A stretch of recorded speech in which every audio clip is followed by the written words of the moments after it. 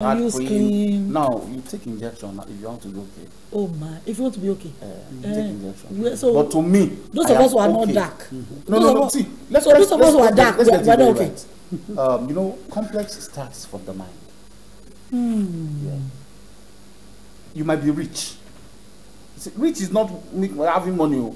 Rich is in the mind. Of course. So that you are fair, you are dark, are things of the mind. You get it? Because I don't think while Abiola was alive, there is no man Abiola wants to discuss with that he cannot discuss with. But when you now talk of Abiola's physique, Abiola's creative, he's not really a fine man, but he has all what it takes. So as a man, if you're a man and you are trying to change your color, I think you have it's deception. Just work very hard. When you work very hard, people you want to chase, they will chase you. I like the way you should be able to build a pocket. Of course, once you build your pocket. Of course. So you become more handsome. You must be handsome. Also I was saying, once you have money, that thing in your hand, it's what makes you handsome. Tokemaki was said something on internet that blew what a while happens ago. to those people that their physique is just so fleshy and you can see their tummy wise and everything, and it shows that, you know, like the Yorubas will always say that because they believe they are the big people already. No. You understand? Maybe that's what she was trying to tell you, that looking at you, it's not even referring to the color, it was referring to your, you understand? Oh, my size. No, I'm not calling it size. No, it's anything to anything you call it. When you eat Honorable Oseni Ahmed is right here with me, and I did not say that. You are the one. No. I am not looking for trouble. I became gentle. You understand? From yesterday. No, by evaluation. Because by evaluation, if we're to give any acknowledgement to somebody on the seat here that you're good looking, sir, you know, you have to give it to him. You understand? You know, by their size. We shall know them. Because we respect the size. Of course. You don't understand. Thanks for the accolade. You know, you understand what and it means. I'm taking for the accolade. Honorable Olajide Ahmed Oseni, he's right here with us this morning. He's a politician, don't mind him. He's sweet talking. No, I'm not trying to do that. But you know, you have to say things the way you say it anyway. If you're saying it in the right direction, say it. You understand? Because in marketing we call something physical evidence. You understand? It has the physical evidence of good looking and good living. It's a good compliment. I take that. You're still taking the compliment. It's even that there's no objection. Part of the things I was taught while I was young, because I went to. Once they give you an accolade, you have to. You have to share it and take the person and give your own. So you are good looking. That's the truth. Oh, thank you so much. I receive it also. Especially when they wear white. Don't look at this carpet grass. And the cap. Yeah, the cap. The cap signifies some alignments. Some alignments. No, it doesn't mean we are one Nigeria. It's okay. No. But there's alignment. One Nigeria. Have you forgotten that? I don't understand where that language is coming from. No, where everybody knows we're Nigeria. Doesn't mean that you're predicting. No, because at a particular time when President Goodluck Jonathan was in power, we were all wearing South caps. Yes, everybody. Everybody. I get to Abuja and you must do. You never noticed. Oh, that's why it's called Jonathan. You must exactly. Jonathan. Okay. So everyone, as a matter of fact, they call the material we call South, which became very, senator material became very popular. At that particular time. And then when they wear the senator material, what do they put on top of it? Have you ever noticed? They hat cap. Of course not. That's how you not get it. You not get it. That's the sign that you are aligning with. Oh, that's true. Exactly. So you are aligning too. Yeah, we must. So with who now? The current president, our dearest President Muhammadu Buhari. Of course, I am. So you have to align. You have to align. You must align. If that's alignment. Let's take a look at the paper this morning before these gentlemen take over my show and pretend as if they do not know what they're doing. All right, we're taking a look at this local government polls is where I want to begin the conversation from. Quite a number of states have not had local government polls in years. Katsina State, very, very notorious. 2014 was the last time they had anything related to a poll. Sokoto, another one. 2016, another one. Kwara local governments, the directors of personnel have been running their local governments for as long as we can remember. Anambra state government yet to hold local government polls in 2013. And then you have somebody like Oseni saying, setting up a panel, a transition panel, caretaker panel, is an aberration. Let me begin with you because you're a politician. What is this idea of when we want to vote for a governor, we don't set up a caretaker government? You wait until your term is over and you hand over to the next elected governor. But when it comes to local government, we hear things like caretaker committee, or you did it, everybody is doing it. As a matter of fact, I know of governors who cancelled what their predecessor had done, removed all of the caretaker or all of the chairmen, and then set up a caretaker committee. Where did that come from? Yes, I think let's start from let's look at from the angle where it starts. That was after the Obasanjo administration. Local government have been facing a lot of marginalization when it comes to transitional program. Because after that period, we realize the first election that takes place starts from local government to state level, then to the federal level. That's what we're used to. That's what we're used to. And immediately the system changes. By the politicians. And I wouldn't say by the politicians, but by, you could say by the state. You understand? It might not be favorable even to politicians. If you ask them to speak their mind, majority might say they are not comfortable with the system. Minority might say, whichever way it goes. I'm sure everybody is not going to align with that principle. But what we need to understand is immediately they reverse the system, starting the election from the federal seats down to state, and handing over, changing the electoral process, and then elections of the local government to the state. Then the state tends to decide when they are comfortable, either by way of finances, when the election is going to come up, and where it is not included in the budget, or they don't have finance to coordinate such election, they tend to keep in caretakers, or the HES, as they call it, the secretary, to take over. But the question is, when you put up these people, then why not just allow the current chairman to continue working? Or why not just the way we do for when the minister is gone, the permanent secretary takes over, runs the ministry, until you have the next minister appointed. Because the civil servant. Because it's a civil servant. So there like are civil servants also. The council manager will always do that. Exactly. Like so why the then? secretary and the directors of personnel, they're all members of the local government. Yes. So what exactly happens when the Supreme Court has said, as far back as 2016, by judgment which voided laws enacted by state houses of assembly that empowered governors to sack elected local government chairmen and councillors and replace them with caretaker committees? This was as far back as 2016. Yes, the Supreme Court had already said this contradicts the law. Yet we still have governors. I mean, Governor Seyi Makinde did that quite recently. And which the law does not support. And we seem to have kept quiet about it. Well, why you say we seem to have kept quiet? This is a country whereby we are being ruled by people that are they love power. How do you mean ruled? Yeah, we are being. Or being led? We are not led here in this country.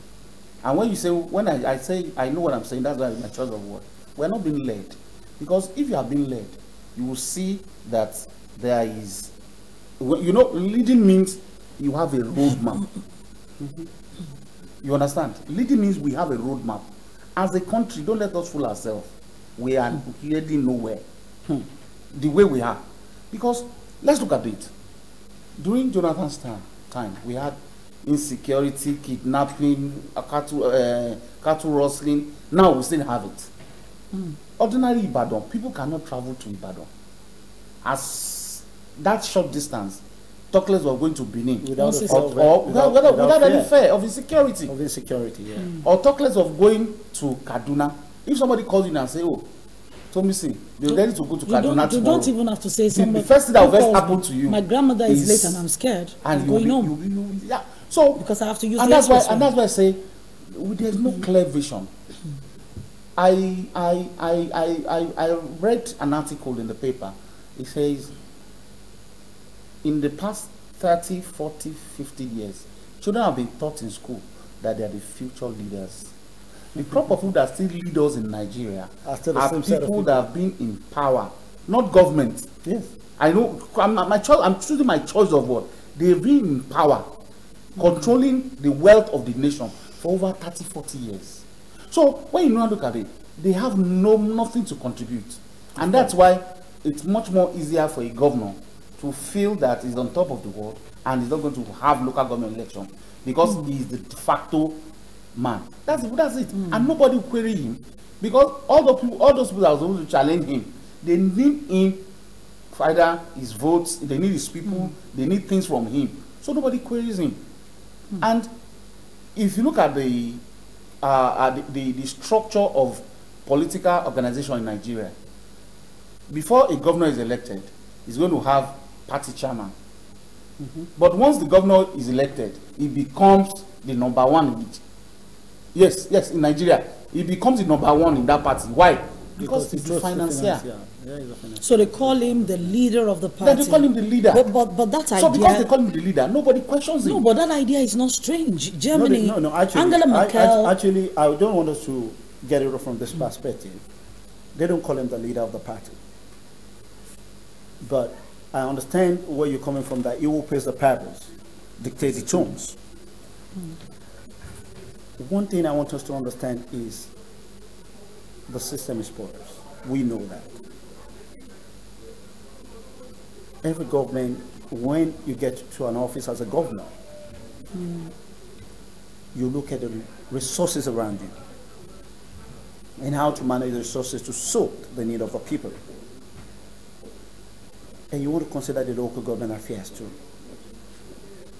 How do I run the state affairs alongside the local government activities? What is the revenue generated by these local governments? In some states, the local government generates zero revenue. I call it a zero because it's no revenue that is it's not significant. Thank you. And the state government tend to throw a lot of funds down to those local governments. And to some governors, they felt, if I need to manage the fund, that's the way I view why some of them are making such decisions, that I don't need to go into what I cannot cater for. So I basically do not conduct elections in a bid to you realize keep that my money. Some of them will tell you, we don't have money to run an election at the local government level. We don't have funds. Because I'm finding it difficult to understand why Edo State, for example, has had only the head of administration head their affairs for as long as 3 years now. They've not had elections. They've not even had caretaker. Yes. It's just the head of administration. Is either you are a local government chairman or now. You're still going to throw finances to the local government. You're going to pay. You're still going to pay them. You're still going to throw funds there for some purpose of local government developments. You can't channel your governorship administration down without the consideration of the grassroots. And who was the grassroots? The local governments. It is always important. You see, one of the reasons why I brought this up is the Lagos State is in a peculiar situation right now. We're transiting, heading towards another election. Okay.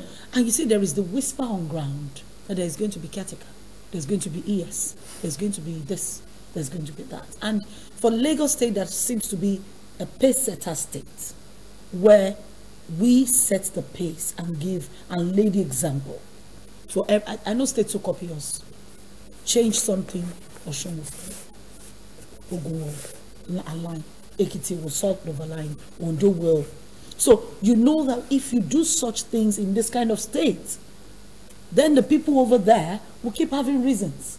I mean, the case of the local government chairman in your state has just been swept under the carpet. Now Governor Makinde, like his Imo State counterpart, Opus Odima, also did the same thing. Removed the elected local government chairman and then put up a caretaker committee. Doesn't it seem to you, because he's a politician, but doesn't it seem to you like a system where we seem to be trying to satisfy our own people? See, in Nigeria, our leaders are confused. Our people don't, at the end of the affair, they are confused. He mentioned something that is very germane, and you look at it this way. There are several states in this country that what they generate is less than 10 or 20% of what they get from the federal. Yeah. So that means what they get from FAC, Federal Allocation Accounts, is what everybody feeds on. So if a governor of probably, my state or state is telling me that he's not going to create a chairman, he's not going to have a local government election because the state does not have any, they don't have money. Normally, how much is Osun State generating internally? So he too is not supposed to be there if he wants to be fair to himself, because the money he too is spending is from the federal. So the problem I have with the governors is that they say what is good for the goose is good for the gander. If you came there on the basis of election to be at the seat or at the ends of affairs, it is expected of you to have people that will be at the ends of affairs at the grassroots. Yeah. So if through the same process. Yeah, through the same process. To be fair. And this is a country, I still tell you, this is a country whereby our judicial system is weak, or I can say does not exist. Because nowhere in the world that a judge will say something and who dares you contravene. But in Nigeria, a lot of contravene. And that's why several people have taken them to court. They have won, but still the governors did not perform. So, and it has been a recurring destiny. That, say, what is happening to the electoral college? What is happening to our electoral practices and the system?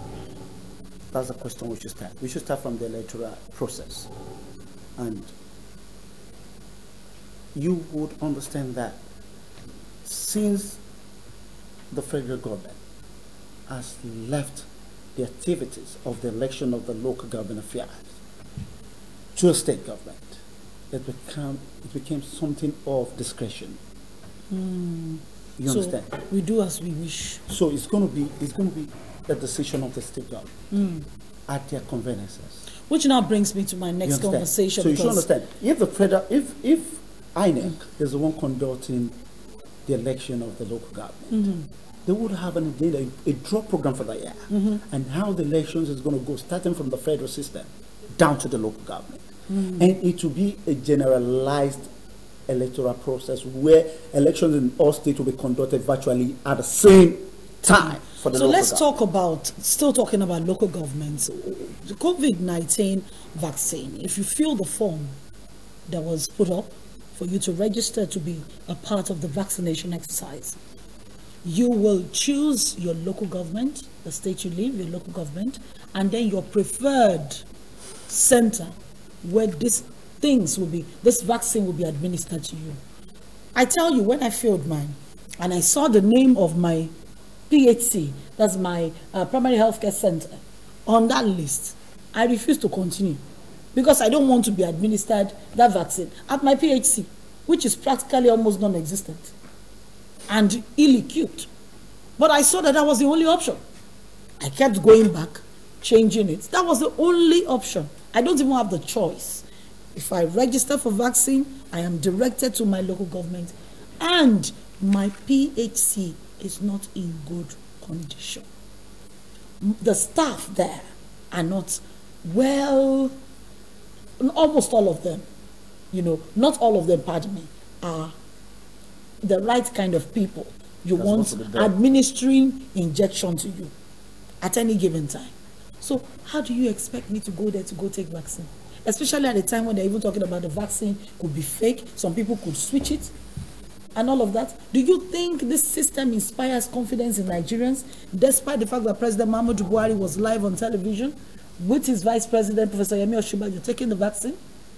If we have to go to the local governments to get this vaccine administered to us, do you think people will go? I think that's the best way to get down to the grassroots for the distribution of the vaccine. I'm not going to go against that. But volunteer healthcare workers are house are there. When you discover that, you consider the number of the people that the vaccine is going to go down to, and they can bring it. When we have the issue of COVID-19, when the pandemic arises in Nigeria, and the increasing number of the COVID-19 pandemic crisis in Nigeria, what the government did was to bring in even the private end and volunteers. We equally do that during period of giving out polio vaccines to children. We train people on how to administer vaccine to people. True. So we know if we're giving consideration to our primary health care centers as not being effective, then we are not ready to get a vaccine. Because nobody's going to wait, our government is going to wait for, let's put primary health care center in order before we could administer vaccine to people. Very, very true. That is another year entirely. Then the dream of achieving 70% of Nigeria getting the vaccine in 2022 will be unachievable.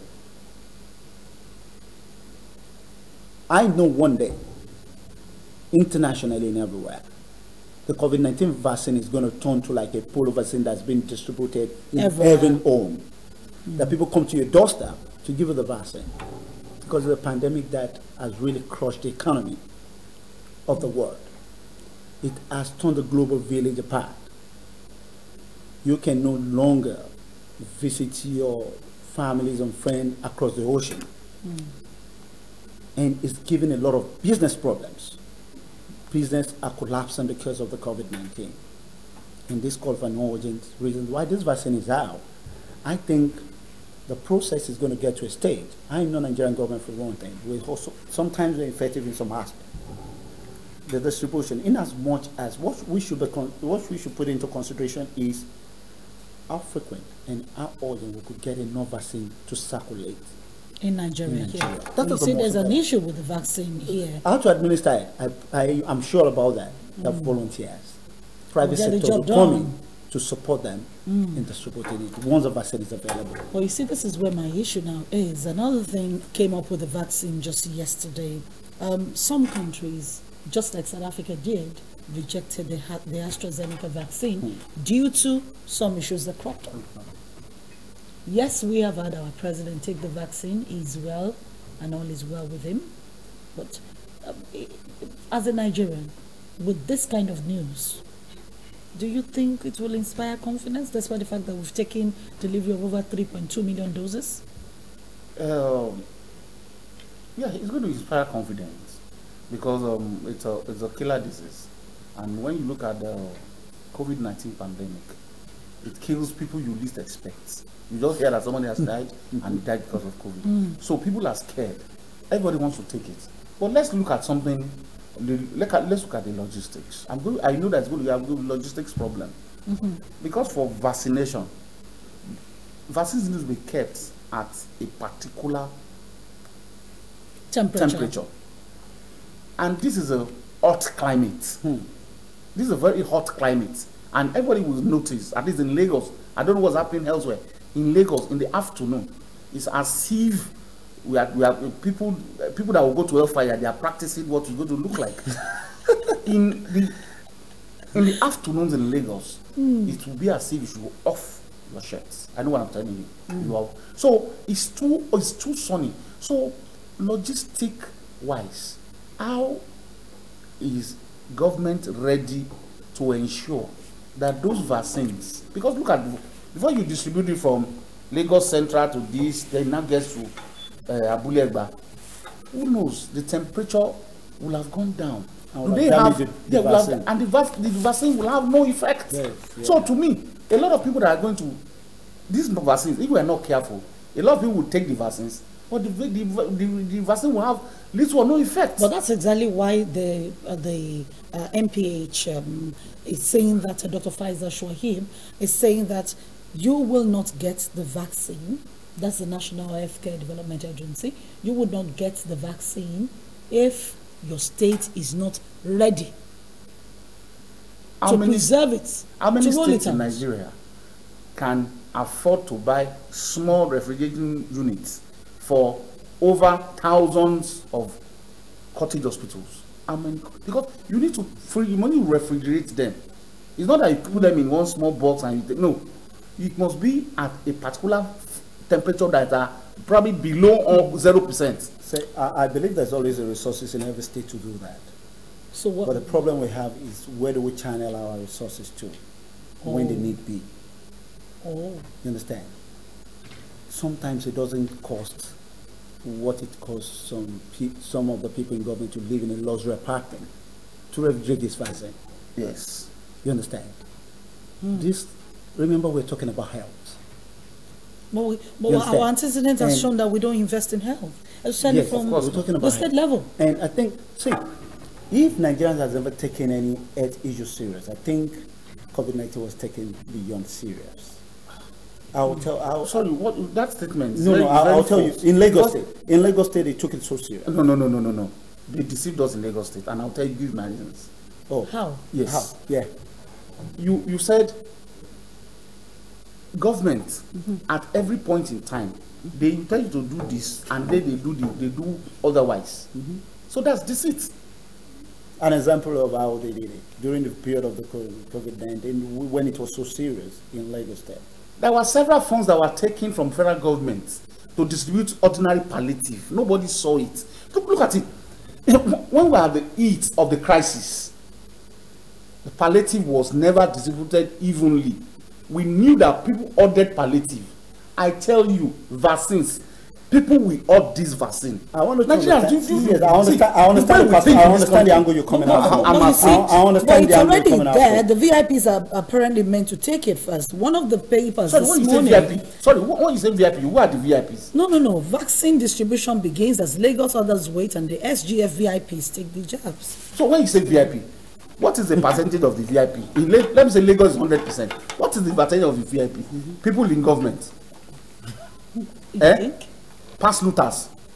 No, and when it comes to health, we're equal. Let's look at this. When it comes to health, we're equal. Because when COVID-19 wants to come, every life is important. Every life is as important as the other. Yeah. I mean, COVID-19 was an equalizer. It was yes.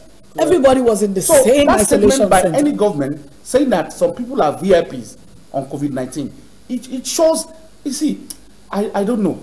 The way government takes, maybe probably are you sure this is not even the fault of the journalists? It could be journalists' way of framing their own statement. It could be an example of leadership by example. I might want to introduce a vaccine to the populace, and the masses may refuse to take it. If I don't have my vaccine taken first, that is an example of what you mean by VIP. Are going to start with there. No. They don't. So that they can start an example. Now, then let's just give everybody on the streets. No, but everybody on the president's office had to take. Yeah, yes. they have, so that they don't. So that other people. Yes. So that we could start president, and it could be a way of encouraging the masses of taking the vaccine. If we don't see them taking it. You see, Nigerian mentality. Sometimes we understand. We always think that the government want to kill us. So we're always scared of that because of the level of some people, some education around and orientation. But when you see them doing things, all the people wants to do. In Nigeria, we have late adopters. That is our system. We are not early adopters in anything we do. I remember when in Nigeria, Nigerians used to tell you in those times that a stick car is better than manual. Not until when they start discovering traffic and they cannot control when it gets over the body spinning. I said, automatic is good. Not until, because when they started it, who adopted the automatic jet? The big people first adopted it. They said, oh, it's not economical, it's not this, it's not strong. You understand? So we are late adopters. A little bit expensive than the regular. No. It was. That's why. An automatic car is more. No. Yes. An automatic car. Mercedes is best. Sorry, look at it. I'm only using it as an example. See, comfort is always expensive. Normally, ready. So, for COVID-19, and when they want to say comfort to you, I don't want us to lose track of this conversation. COVID-19 vaccine is not comfort. It should be administered. No. You don't understand. What I'm trying to say, we're talking of why we have late adopters and the it's VIP. because of the late adopters. If they don't see people doing it, they won't do it. So let's start from the government. So if you feel the vaccine is going to kill, let's be an example. If it doesn't kill us, as a government, 6 months. I know you people want to take after like 6 months. No, I'm the journalists are just putting it that way. But if you have to go to the content of what they tag the subject to be, you will understand why it is like that. But you see, the way it is done, the way it is actually done, petrol attendants, health workers, people who regularly interface with other people, the security. As a matter of fact, I expect us to line up the policemen. They're supposed to be the first person. They're supposed to be the first. No, market women. Yes, because they come in. But we don't have enough vaccines. And the transporters. See, if you want the transporters, the market women, their population is over the 3 million. That means our senators will not take. No, it's more than that. Our House of Assembly members will not take. We will just go straight for President Muhammadu Buhari and Vice President, the governors, and the market women, the petrol attendants. What I understand is, I've got no fear for how they're going to distribute the vaccine. But my fear is, at a point in time, some people, in one hand, are they not going to go into ordering of the vaccine? That's my fear. You are reiterating its points. That's what I'm saying. That's my fear. See, you think it's possible? What are you telling me? When the introduction of the NIMC was meant to be free, and now it has been commercialized. Yes. The people that even employed to do their regular job have turned into what they start commercializing it. Something that is meant to be free for people. Oh my. So what do you want to tell me about that? Then once they discover that the rush for the vaccine is much, then they'll start holding it to make money. Wait. And even at the primary health care do you not agree with me that taking it to the primary health care centers is sort of an anomaly? Because that's where it is going to be most. Yes. But that's the grassroots. Who will be there to ensure that they give you what they are meant to give you at the time you're meant to get it. I am sure they're going to give you what they're meant to give you. Do you know the doctors stay in the PHCs and they're inside and the nurses outside line all of you up and keep you there for as long as they want to gist before they allow the doctors, until the doctors are tired of, they now peep out and say, because people don't value their jobs. What is their income? Sometimes. And because they don't value, if they value their jobs, and you tend to play with your job, you're going to lose it. But they don't. These people don't care to lose. People lose their job. They don't care to lose it. People don't lose their job in Nigeria when they are nonchalant. People don't lose their job because in this country. But you need to clarify in which place. In government, in the public sector. In the private sector, you take your job for granted. You fire. In fact, you fire yourself because you know you're expecting to be fired. People are not so job centric because it's like, oh, my father is the chairman of APC. Nobody can do anything to me. My brother is the commander in chief. Nobody can. So people don't respect their job because they don't even know that first they are getting salary because they've worked. You know, as a country, I think is our training. We've all had faulty training while we were young. And when I say faulty training, even the way we pray is faulty. When a pastor will tell you that, brother, you expect a miracle, just take your visa, no documents, go to embassy, and they will give you the visa. How is it done on earth? And that's why there is a lot of people that we have been fooled in such a way that we don't take our job serious, because to us, the job was given us on the platter of gold. Other people that struggle to get it, they're going to keep their job. But a lot of people got this job because they know one senator, or they know this man or that man. And that's the problem we have with this country. They believe that it is reward or for having yes. served. Reward having served. On the issue of the I actually need to let both of you go because you're eating into my time. Thank you so much for being here. You can continue the conversation right when I let both of you go. Yeah. I'll take last statement from you in 30 seconds. Yeah, what I'm going to say is we should always give, sometimes it is not about the government alone. It's about the people. I can sit on a seat and I got subordinates to delegate duties to. In as much I'm very diligent, how much more are my subordinates? And the people I'm delegating duty to are going to be diligent in discharging their duties. If government bring in vaccine today, how many people delegated to carry out the distribution of vaccine are going to do their job as diligent as they should do that? Sometimes the number one man sitting on the seat doesn't kill the system, but the people that surround it collapse the system. Thank you so much. I take that as the closing statement from Honorable Olajide Ahmed Oseni this morning, who has been our guest right here on my left hand side. Thank you so much for being here.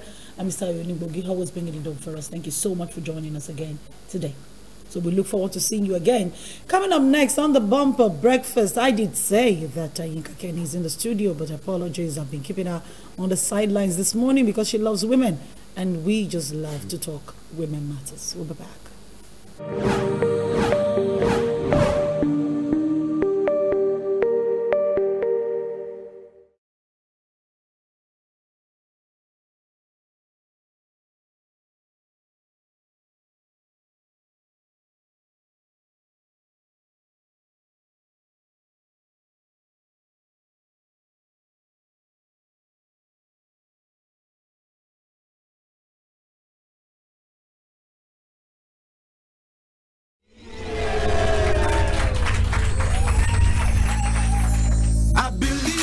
The beat on the beat.